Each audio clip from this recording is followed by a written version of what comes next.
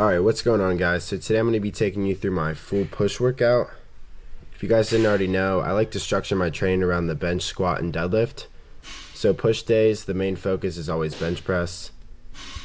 Right here to start my workout, I generally do some foam rolling. I'm just trying to loosen up my erectors, upper back, trying to find any adhesions and release any fascia that's tight in there. Trying to find any tight spots and just stop, roll it out. Overall, just trying to get blood flow into my back. This really helps me with my arch setup on bench, because if I have any tight spots, my back's not going to be as mobile, which will ultimately limit my arch. So I like to do this just to get a nice setup. Next up, we have some cat camels here. I actually took a yoga class last semester at school. Our teacher really emphasized these, so I've recently been implementing it into my training, and I've found that it makes my thoracic spine much more mobile, which allows me to have a higher arch on the bench, which makes the range of motion shorter, and ultimately I can press more weight because I'm much more efficient this way. So yeah, if you're trying to increase your arch on bench, I definitely recommend doing these before your session. Next up, we have some lat pull downs here. You can either do lat pull downs or some sort of row. Overall, the goal is just to get some blood in your back.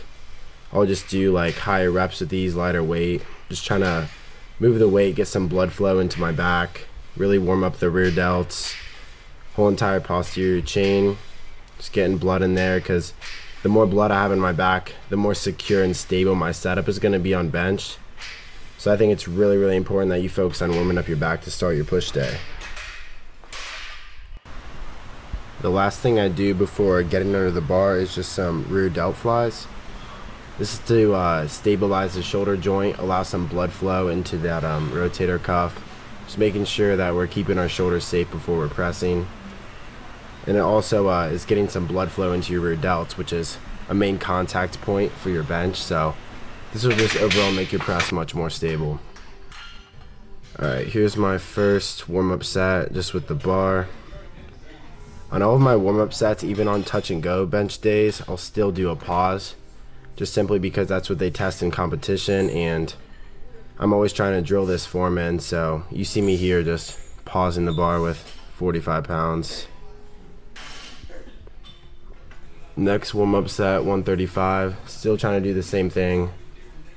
Really trying to meet my chest to the bar instead of collapsing my chest at the bottom, which is something I've had problems with in the past. So I'm trying to cue this form as much as I can and keep my head on the bench as well. 185 pounds.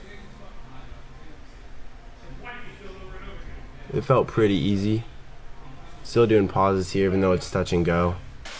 On this day I was gonna go for a 5 or 10 pound PR with 265 pounds for 4 sets of 3.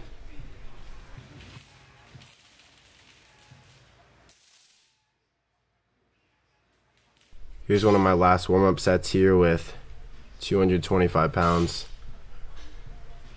As you can see, my arch isn't too high, but I'm trying to improve it slowly. Those 2 reps are real easy. Oh, it looks like I have one more warm-up set with 250. Just for a single. That moved real fast.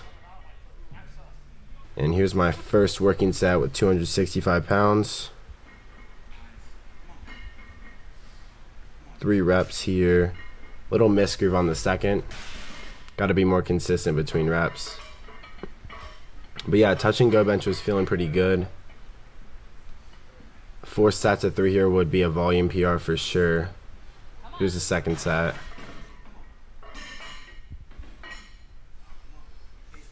A little bit better than the first. And it appears that I did not record my third set, only my last set. So here's the 4th set with 265. As you can see, these reps are much harder. My last set, form's kind of breaking down in that 3rd rep. Not as sharp as I would like it to be. But we'll take that 5 or 10 pound PR. Here's my first accessory for the day. It's incline dumbbell bench. This is definitely my favorite accessory on push days. It just really puts a good stretch on the upper chest. And it's really easy to progressively overload because you can go fairly heavy on it while it's not the same variation as the flat bench. So I think it's definitely a superior chest movement. I'm doing the 75s here for, I believe, a set of 12. I would have preferred to use the 80s, but this gym didn't have any 80s. So next accessory here is just some side lateral raises. I do these almost every single time I have a push day, simply because I think it's like a great exercise for the side delt, and who doesn't want bigger side delts? Like, it just makes your shoulder look that much more capped and big and whatnot. So yeah, I mean, you've already done enough pressing for your front delts, so side delt exercise, I always like going heavy on these 35s or 40s here for just higher reps, like 12 to 15, a few force reps there at the end, trying to burn out that set. Here we have some line tricep extensions. I think that if you're trying to like build up the long head of your tricep, going heavy on these is a really good idea because you're just overloading that stretch portion of the movement, and then you're just helping build that long head. So I think I was doing the 25 aside here. Not very high reps. I think it was like 8 to 10 or so. But yeah, I just laid on one of the normal benches, like the comp benches here, and just made sure I had a spot too because this is pretty heavy for me on these. Definitely want to focus on the long head for your tricep accessories though, if you're trying to build some size in your arms, because it's the bigger of the two heads in your tricep. Here we have some Pec Flies, just like the pec deck machine. A really good cue that I use on these is just to retract your scapula as much as possible, and don't focus on touching things together at the end, but simply contracting your chest. For some people, that's not going to allow you to put the handles together, but you want to make sure you're getting as deep of a stretch as possible within your own shoulder mobility. You don't want to like go past and hurt your shoulder or anything, but I like to go pretty deep on a stretch here, and you're just squeezing out the end while keeping my scapula locked in on the pad there. Going higher reps on these, a few force reps there at the end, burning out the set, always going to failure. Here's my last accessory movement, just some tricep push downs here on the cable with this dog bone attachment, really nice. It's a shorter bar, so it's focusing more on like the short head of your tricep, and going heavy on these to kind of help the lockout of my bench press. Once again, always taking these sets to failure, 3 to 4 sets on each accessory movement.